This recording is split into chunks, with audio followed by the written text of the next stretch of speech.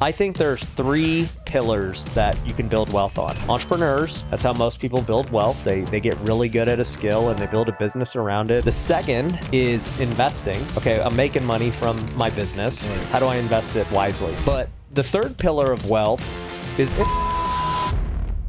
A lot of real estate agents, I feel like, don't make a lot of money, right? Yeah, I think they say like 10% make 90% of the income. Yeah. But I mean, like, that's all things in life, you know, 80-20 rule. But Yeah. why do you think a lot of them don't make money? Is it too competitive? I think that they don't treat it like a business. They probably just get their license and they think that, Post it, something to post on. yeah, my friends will all use me. And it's like, dude, your friends have 20 other realtors they know too. You're not the only one, you know? And so they just have this false assumption they're going to just, all these people are going to come to them, when in reality, it's like, no, you got to market, you got to sell, you got to prospect, you got to go do all these things that every business has to do. So you go from making $1,200 a month to $12,000 an hour. That's big. That's a big jump. You know what? That's how much he charges. Oh, for a call? His hour is worth $12,000, right? Man, I don't know what it's worth these days, but yeah, I don't do too many one-on-ones, but yeah, we were doing the math the other day and it was like 5,000 an hour was like what it came out to if you were to just take the hours I work divided or however much I made divided by the hours I work. That's 10 mil a year, right? 5,000 an hour. Well, I don't work 40. Well, I don't work full time. Oh, you don't work 40 hours a week? No. Wow, you got a good life. Hey, he gets it done. Yeah. Wow. It's all about family for you then. Right. Yeah, I mean, also too, like, how much money do you need, right? Like, I'm happy with where my life's at. I'm happy, you know, I got a 3rd kid on the way. Oh, wow. Congrats. Thank you. That's and you know, I know that, like, you know, God willing, my income will continue to grow, even not having to work, you know, 60 hours a week. I think the businesses keep growing year over year, so those should still just grow with or without me. We're constantly starting new businesses. We're now acquiring businesses. So You have 6, right? yep. Yeah. Wow. Yep. Yeah. What level of money was that limit where you were like, I'm good? Dude, honestly, I hate to say this because on one hand, competitively, I'm always trying to get better, right? As an athlete, you look like you used to be an athlete too. Yeah, What'd I you still play? work out every day. I play football. Football. Yeah. So like you want to get better every day, right? There's always like the next level. Yeah. And so I think in business it's the same thing, Right. but you also have to have like your standards for which you're willing to go for it. So, you know, there are some people in sports, they're like, I will literally do whatever it takes to get there. And so they'll take steroids, they'll do whatever, right? yeah. And we know people like that in business too. They'll cut any corner to get there.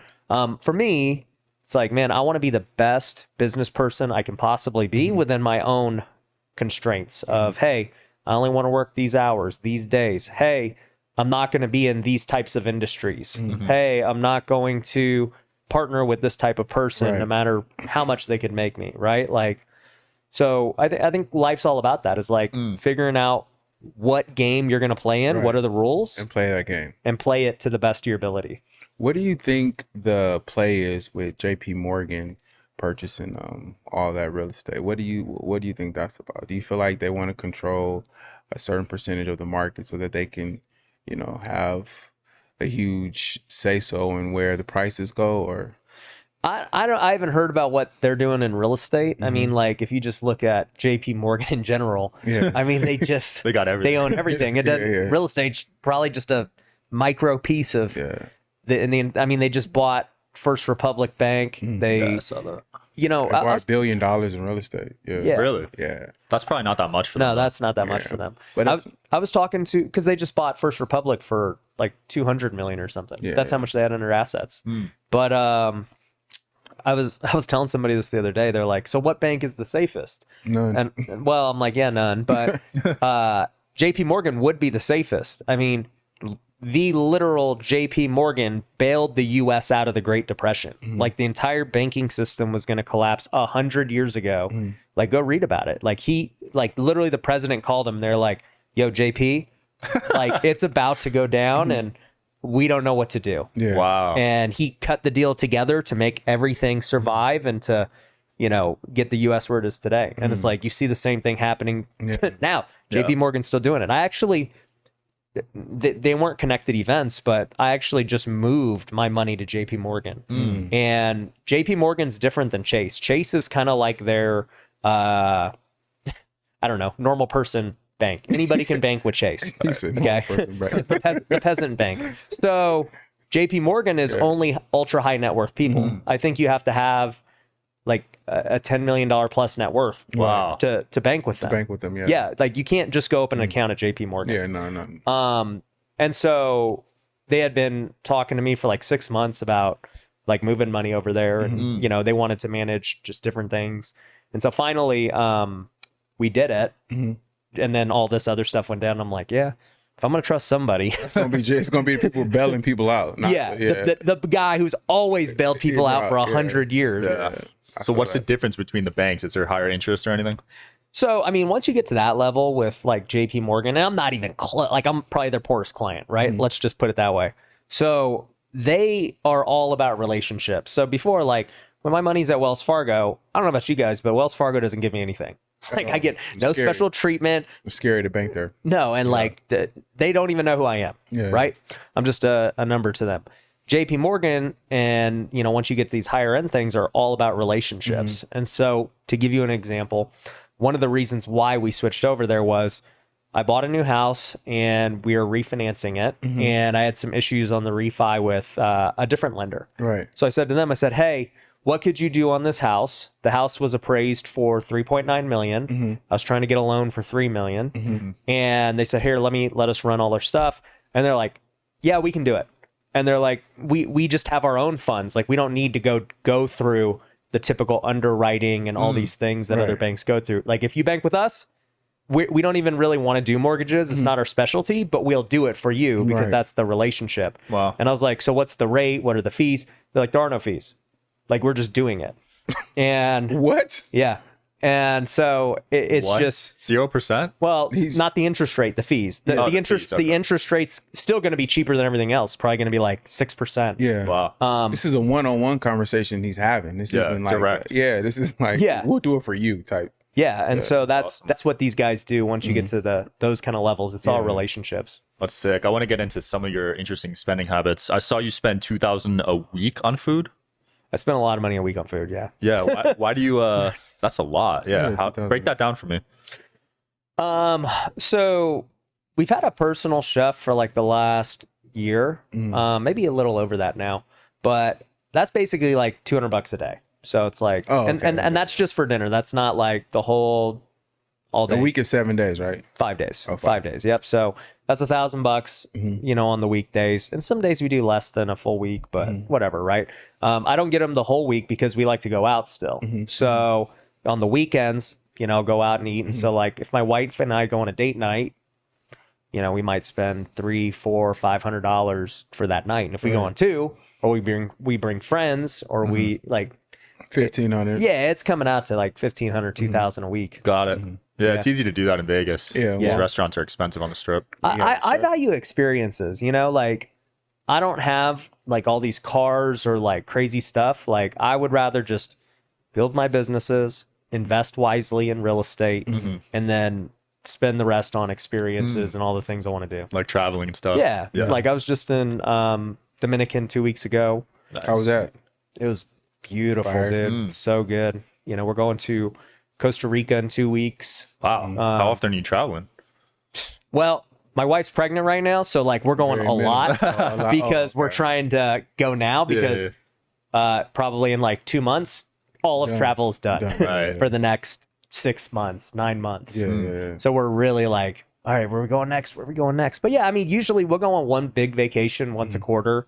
But, you know, I'm kind of thinking now as time goes on, and this is probably a couple years down the road, but just having like a second home somewhere tropical. And so we've been looking at these different places on vacation, but also Smart.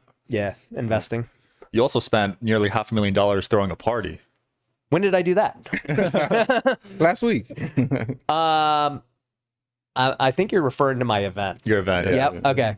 So yeah, that was we've said that as an ad before, but yeah, I mean we throw big events every quarter too. You know, I know we were in Hollywood last month, and we had 1,000 people there. Cost probably $500,000 to go get the venue and throw it, and all the after parties and all that stuff. But it was great. You got a new event coming up too, right? Yep. WealthCon's here in Vegas, July 11th to the 13th. Love to have you guys there. Yeah, let's do it. Yeah, it's gonna be Another $500,000. Yeah, well, what is that even about? Yeah, so it's interesting. I started out as a real estate guy, so everything I always did was real estate. That was how I made my money initially, and then I eventually got into like general entrepreneurship and started other businesses. Right. And then I started getting in social media and like started going on that route. And so WealthCon is a culmination of everything I believe you need to build wealth. Got it. WealthCon's coming back to Vegas January 8th to the 11th. Now, if you've been to our events, you know how epic they are. We have the best time, not only with just great content, great speakers, but we have a lot of fun with the after parties and the masterminds and everything else. And number one, it's probably the best networking opportunity in the entire game. We have over 1,000 investors and entrepreneurs at each one, and this will be no different. In fact, this is gonna be my favorite WealthCon ever. We've got some amazing speakers coming, people like Tim Tebow, Thach Nguyen, Gabrielle Lyon, the list goes on. It is going to be an epic event, and I want to see you there. So if you're interested in attending, get your tickets now because they will not last. Go to wealthcon.org and get them today. Everyone knows that my favorite way to build wealth is through real estate investing. That's the reason that I started Wealthy Investor, where we've trained thousands of students. But here's the thing. I've noticed that so many people fail to get started in real estate because they're worried about the money. They don't know where they're going to get the money to buy a house or flip or handle their renovations and things like that. And so they just never get started. I want to change that. And that's why I created a brand new free course that goes over 5 different ways that you could buy houses without using any of your own money today. And I'm going to give you it completely for free. All you have to do is go to wealthyinvestor.com/podcast. I've made it specifically for you. The moment you go to that link, you'll be able to go get access to it and learn how you could start buying houses today without any of your own money. And if you're somebody who already has a real estate business and who wants to scale, we want to help you too. You can click the link below and book a free strategy call with our team if that's you. I actually thought of this on the way here, and it's something that I never really pieced together until now, but I think there's 3 pillars that you can build wealth on. And most people have one if they're like successful, but like the ultra successful do all 3. So the 3 pillars would be entrepreneurs. So, you're building a business, and that's how most people build wealth. They get really good at a skill and they build a business around it, and that makes them money. The second is investing. So they go from entrepreneur to an investor. So now, okay, I'm making money from my business. Right. How do I invest it wisely? Because, like Warren Buffett says, the number one rule is don't lose your money. Right. And so many good entrepreneurs are bad investors. Right. So they make money, they go throw it at whatever this thing is. It doesn't work. The next meme coin, and then it's gone. Right. Pepe. And they work so hard. Yeah. Pepe. And so it's gone. Right. So you have to become a great investor once you start making money. Right. But the third pillar of wealth is influencer, right? Like at the end of the day, those who have influence, those who have relationships, those who can get attention will build wealth. The fact that I chose to start making content has allowed me to meet so many big people in the space. I've gotten new partners, I've gotten new investors, new business opportunities, and it'll continue to be that way, right? So if you can master even just one of those, influencer, investor, or entrepreneur, you're good. But if you can get all 3, You're powerful. you're just gonna kill it, Yeah, right? wow. So WealthCon is about that. I got guys who are just the most savage investors speaking, people who are the best entrepreneurs, and people who are the best influencers. You got some heavy hitters there, Love bro. that. Yeah. You got some heavy hitters. And you were able to assemble those speakers from your podcast, right? Yeah. It's funny, man. Like we've been doing this every quarter, and I haven't really had to pay anybody. Like it's just everybody wants to speak on the state, because that's influence, right? It's like, man, because I have influence, I can go text whoever and be like, hey, you want to speak at my event? Yeah. And the answer is yes. It's not even like, oh, here's my fee. It's like, oh yeah, dude, like I got you. I'm there, yeah. Yeah. Because any random guy, if they wanted to pay Grant Cardone, it probably cost $100K. Yeah. I've never more paid, than that. I've never paid Grant $1. And, him and I have done so many things together, like we filmed on his TV show. He's come to my office for a whole day. We filmed podcasts. I've been to his office a bunch. Like, it's just and it's not because I'm just such a great entrepreneur or investor. There's way better entrepreneurs, way better investors. But the thing Grant values is influence, because he's like, oh, okay, like if this guy has some influence, it's going to help me out by being with him. Relationships too. Right. Yeah. Sure. Influence might be the hardest one of the three to get, right? Easily. You think so? Yeah, it's the hardest. You don't think so? It depends on a person. I think if you got a certain drive and you're pushing, I think you can gain an audience. It's kind of easy to do that with social media, especially if you understand how the algorithm work, when to post, how to post. If you're Just understanding. So the let me add one pushback to this is like, it may not, I still think it's the hardest one to like even build from initial, but it is also the hardest one to maintain, yeah. because there's no like passive influence, right? Like the moment I go buy real estate, if I want to just be done, You're done. just let it be. Yeah. And I'm going to build wealth for the next foreseeable future. If I build a business that's really good and it can function without me, You're gonna have to start another I one. don't have to do it. Yeah. Like it's just going to do its thing. Influence is not that way. It's an active thing that always has to be, adapted and changed to stay relevant. right. You gotta love it the same way that Well, you. yeah, I agree because people fall off, man. Yeah. People fall off a lot. There's a guy who's hot for a couple of years and then Yeah, they're Liver gone. King fell off. Yeah. then there's somebody who will copy your whole style. Yeah. Like get his haircut. And Liver King's a buddy of mine too. He might come. He sorry. might come speak at WealthCon. Sorry for that dig. I didn't mean that. No, but a lot of artists fall off. Like, Oh yeah, I mean, look at actors and music artists. They're the number one. Like, yo, if you don't put out another good movie Yeah. or another hit, you're done. dead. You're done. Yeah. One of the tweets you tweeted I thought was interesting. You believe people that save 20% for down payment is stupid on a house. Yeah. I mean, look. At the end of the day, when you're first starting to build wealth, cash is the most limited resource you have, right? Typically, you have time, you have hustle. Cash is the thing that limits you. And, if you're going to go put, say, 20% down on a house, let's just say, the median house in the U.S. is 400,000-ish right now, I think. So it's like, you got to save 80 grand. Right. That's a lot of money. Like, it is. and here's the thing, Most too. people can't say that. No, there's no way. You can't save 80 grand for most people. The only way to like even get to 80 grand is by using your money to go make make the money, 80 grand, yeah. right? So you can't just save your way to 80 grand in most all. cases. So, when you go put 80 grand in something, for all investors, we always want to have a high velocity of money. We want to like turn the money over as fast as humanly possible. Right. The problem is people buy a rental, they put 80 grand into this rental, and then it's just there. It's stuck. And what's that rental make? It makes freaking $200 a month. It's like, no, that is not a good use of 80 grand. At all. I don't care how much it'll be worth down the road. Right. The better choice is, hey, it's not like I don't want you to own rental properties, but try and figure out how to own them without having to put 20% down. So Because what's the way to do that? I mean, there's multiple ways. One is use other people's money, right? So it's like, that's what I do in all my deals. I'm always using other people's money to go buy Leverage. more real estate. Two, the BRRRR strategy, right? So if you get a good enough deal, you can refinance a few months later and get all your cash back out. So that's okay. If you're going to put 20% down then, and then you're getting it back here in the next 4 to 6 months, I don't have a problem with that. The other way is simply buying a primary for low money down and then, turning it into a rental down the road. It's illegal to do it right away, but, you can go get a home right now if you're a vet for 0% down. You could go get a 3% down conventional loan, 3.5% down FHA loan. So, on a $400,000 house to save $12,000 is very attainable. Literally. And so I would rather go to that same house, put 12 grand down. If I'm truly trying to go own real estate and build wealth, I'll go live in it for a year and then I'll go do it again. I'll turn that house into a rental. I'll go buy another house with 3% down and just keep repeating the process. Wow.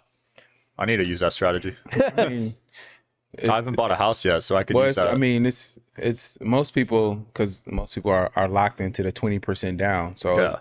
They don't even think about they don't even think they can buy a house. yeah, they don't think they Right. can buy a house. It's too expensive. Well, your first one you get 3%, right? Or 5%. What is it on your first house? It's not even your first. You could do it on any On primary any. house. Yeah. Oh, people don't know that. Yeah. No, they don't. It's not like a one-time deal. Yeah. You can always do it. Okay. Yeah, that's why good you to have know. events like WealthCon and stuff so Yeah. people can go Yeah. and learn those different strategies and stuff like that. Wow. 100%. Yeah, it's educating. I want to dive into family stuff because I know you're a big family man. Yeah. What are your thoughts on homeschooling your kids? Yeah, we just made the choice to do that. It's interesting because my wife was a public school teacher, and we both are from Vegas. We both went to public school here in Vegas, and when we first got married, I mean, we were broke, and we didn't really think we were ever going to be rich, and so we just always assumed our kids are going to go to public school. Right.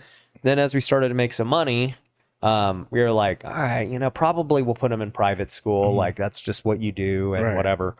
But then, as time went on, as I interviewed all these people on my podcast, there was just this common theme. Like every successful entrepreneur I interviewed, kids, they were homeschooled. And I was like, and I would ask him, I'd ask Cardone, I'd be like, why do you homeschool? And he's like, because, if somebody's going to mess up their kids, I'd rather it be me. He's like, you already know the school system's going to mess them up. Like whether it's some crazy like leftist agenda, whether it's just sitting in the classroom for 6 hours learning things that aren't even applicable, whatever. It's like, if they're in homeschool, I can teach them exactly what I want to teach them, both from morals and ethics to like actual skills that are going to be applicable in the real world. So like, that's one thing. But the other part that like he and these other entrepreneurs have is just like the travel and the lifestyle. It's like, yeah, we're going to be traveling a lot. They got to come with you. They got to come with us. So, we can't just pull them out of school for a whole month and then that doesn't fly. Right. So you kind of end up in this situation where you have to and it makes complete sense on all fronts. And I think too, the stigma how old are you guys? I'm 34. 26. Yeah. Okay, we're both the same age. Yeah. So, the stigma when we were in school was like, if you were homeschooled, you're a weirdo. Right? Like, I mean, same with my generation. Yeah, it was just like, dude, you're weird. That's not the stigma anymore. It's like, no, I mean, especially with online learning and just like, I mean, I run an online education company. It's like online learning is here to stay and it's going to continue to grow. Yeah. Metaverse will continue to grow one day and be where it needs to be, right? Like, so this learning from home thing ain't going anywhere. So how long do you actually, is that for everything, or you can let them go to high school? Do they get to go to prom, or you kind of like, nah? My kids are so young, they're not even they wouldn't even be eligible for school yet. My son's about to be 5. He's my oldest. So, I mean, look, who knows where the world hosts. Maybe he homeschools for however long, and then all of a sudden he's like, I want to go to high school and whatever. And I'm like, all right, well, we're going to be going to the Dominican. I'll see you later. Right. Enjoy it. Right. Because they still need to develop social skills too. Yeah. And that was the thing too, was back then there wasn't like ways to develop social skills, but it's like, when Cardone came to my office for a podcast, he had brought his daughter. His daughter, I don't know, I think she's like 12 years old or something. But she just literally goes into office to country to country and is just socializing with everyone. Yeah. Like amazing social skills. Networker. Yeah. Already. Wow. Yeah. She's just hanging out with adults all day and understanding how to speak to them and relate and like hold herself. So like she was 1,000 times more mature and like social than a normal 12-year-old who just hangs around other dumb 12-year-olds. That's what I was doing at 12. If you're watching this show, my guess is you're probably an entrepreneur who's trying to grow your business. And for me, the best thing I ever did to grow my business was build my personal brand on social media. It's allowed me to get more revenue, it's allowed me to raise more capital, and it's allowed me to hire better talent. And if you are not currently creating content for your brand, you're missing out and your competition is. So, if you want to learn to grow, my advice is to create a podcast. Now, there's a lot that goes into building a podcast and why I believe it's the best way. So I've actually created a free training that I want you to go check out. If you go to pinedamedia.com/podcast, you can go access the free training right now and see how a podcast is going to be the best decision to grow your personal brand today. So go check it out by clicking the link below, and I'll see you in the training. Do you believe marriage can make or break your business? Yeah, I tell people this all the time. They're like, do you think you'd be further along if you're single and grinding and everything else? I'm like, well, here's the case study. We like case studies and info. It's like, before I got married, I was broke. After I got married, I got rich. So like case study wise, marriage has helped me from that perspective. I would also say, obviously having like a partner in life is, it makes beneficial. Yeah, it makes the hard times better. It makes the good times sweeter. It's somebody else there. Like, dude, doing anything lonely sucks. Nobody wants to be lonely. I don't care how many, like, you know, lone wolves there are. They ain't happy, right? I don't think God created any of us to be just solo by ourselves. That's why he created Eve for Adam, right? So, yeah, I think marriage is great. Now, on the other hand, what I think is a lot of people aren't ready for marriage, right? Because I meet a lot of young entrepreneurs who are like really devoted to their business. And I'm like, that's great. You know, and they're like, I can't get married right now. Like, I just can't give up all this stuff for business. I'm like, kudos to you for recognizing that, because you would be divorced. Right. So you got to count the cost. Being married is amazing, but everything in life has a cost. Having a business has a cost. Starting a podcast has a cost. Being married has a cost.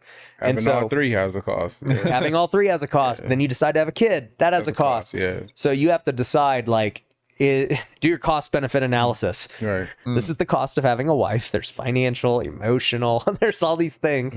Is it worth the reward?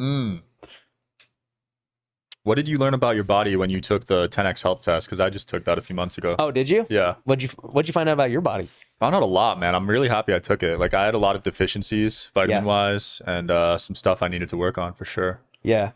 I haven't taken it yet, so You should take it. yeah, I'm going to. So Gary Brecka was on my podcast, who's Grant's partner in 10x Health and good buddy of mine now. And let me tell you, you know, as much hate as Cardone gets and just all this other stuff, you know, both of those guys like are very true. Like, they want to help, you know, and that goes for the rest of their 10x team too. Like Jared, you know, I text him pretty regularly whenever I have questions about things.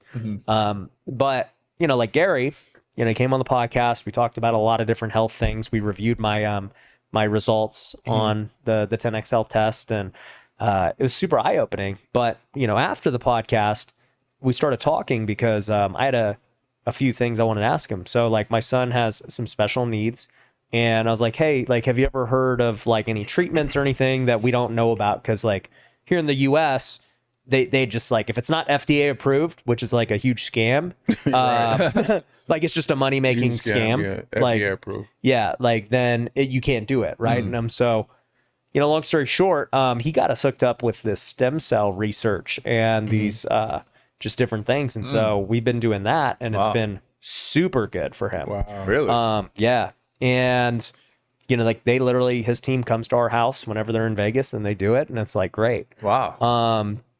You know, another one was, and I won't name names, but like, one of my friends who's a pretty big influencer's wife has cancer, and young couple, and he had reached out to me. He goes, dude, I know you know Gary, like, we're just looking for any kind of like answer or hope and everything else. And I was like, let me ask him if there's anything. Long story short, he's like, yeah, there's this treatment in Mexico that's like super big, and like, well, it's not big. Like, the US doesn't want it to be a thing. Right.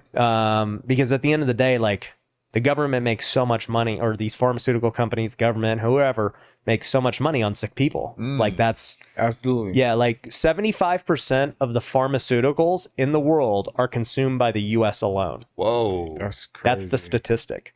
So We're the sickest people. we're the sickest people. We just keep giving ourselves more COVID vaccines and everything else, right? Oh, God. Like, we need another booster, apparently, right? So, you know, and by the way, I never got vaccinated. So, Me either. number one, though, he goes, let me see if I can get him to the front of the line of this new treatment. And, you know, they did it. And she's like showing amazing progress from being like really towards the, like, it was late. Was it stage 4? Yeah. Wow. And it's just crazy, man. Like, so yeah, I'm a big fan of Gary and everything he talks about. You know what's funny too is, you know, you talked about Liver King earlier. So I'd interviewed Liver King and Gary very like close together. Yeah. And they both have the same ideology. So like, as much as Liver King gets hate too for all the steroids and other things, his ideology is correct. Like, him and Gary both believe you should just eat a ton of red meat. They believe you shouldn't be eating carbs or vegetables. They believe that, You should be getting sun. Like vitamin D Right. is the biggest deficiency. K12, yeah. And Gary, sun fixes that, Right. and supplements fix that. Right. So like they're very in tune with, believing the same thing. Interesting. Yeah. Only thing about it is that the red meat and the fish, everyone has their conflicting like beliefs when it comes to that. So it's like you don't know what to believe. Yeah, you'll talk to a vegetarian who tells you one thing, then you'll talk to a carnivore who tells you the other. And it's like It's hard to. I think, I don't know. I think there's only one thing I believe about just food is that for sure you need a protein. Like you need a gram of protein per body weight. That's the only thing I know for a fact. Everything else, like you could convince me both ways. yeah. Depends on your body too, because I took the gene test also, and then I found out I'm allergic to like all that bread stuff. Yeah, I think everyone's allergic to bread, man. Literally, yeah. I think actually, I'll take that. That's two things. One, I think everyone needs a gram of protein per body weight, and two, everybody, like if you eliminate gluten, you'll be good. Yeah. Like Yeah, like I've changed my eating habits. I'm more protein and vegetables and no rice, none Yep. of that pasta. Yeah. That's how I am too. Yeah. We'll end it on this. What's been your best and worst investments of all time? Oh man. Doesn't have to be money wise, just like in general. Yeah. Could be time too. Time. I'm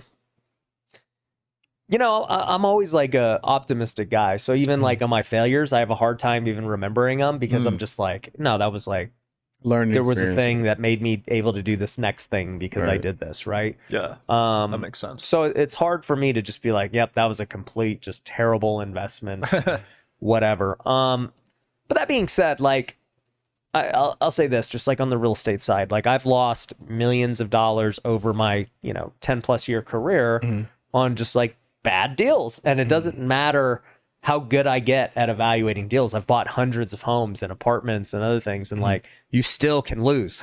You run all the numbers right. And then something happens. A contractor screws you. The market shifts. The government decides they want to double interest rates. Right. I lost 7 figures last year because of that. Like, Wow. who could predict that the government's going to go double rates, in the shortest amount of time ever? Like that, like impacted my business heavily, and it sucks. It is what it is. So that sucked.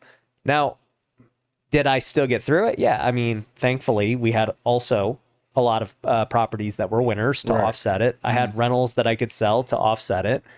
So it's like instead of having this massive cash flow issue that most had, I was able to get through it. And, we still have some bad deals that are going to sell, and it's going to be done here in the very near future. But, real estate and investing, I don't care like how good I am, I'm still going to get losses, right? There's still gonna be losses. Yeah. Now, as far as the best investment, I've had many real estate deals that have made me millions of dollars. And so like those are great. But I would say, beyond the generic response of investing in yourself, I will say the investment into media was probably the smartest thing I ever did. So the content. The content, spending the money to hire the right people, spending the money on the consultants, spending the money on the studios. And I think that's going to continue to be a massively good investment. And that's why we keep putting more there. Because your content is working when you're asleep. Somebody's up watching it, Yeah. studying It's it. getting millions of views without spending $1. Yeah. You have to spend $1. You don't have to, you can be everywhere at once. If you got a new product or service, you can talk about it and create content around it. Like it's a skill that's going to continue to get bigger. And like when I see these other entrepreneurs doing, trying to do media even bigger, for example, we're talking about Cardone. He's got his 10X studios. He's like trying to produce his own TV shows and stuff, right? When I see Patrick Bet-David and Valuetainment, and he just made like Tucker Carlson $100 million offer, right? Yeah. So, Oh, you did? Yeah. Yeah. So he just offered him $100 million and equity in Valuetainment. Tuck got to take that. That's a lot of money. Tuck got to take that. should. He He has should. to take that. So, you see Patrick like, hey, all in on media.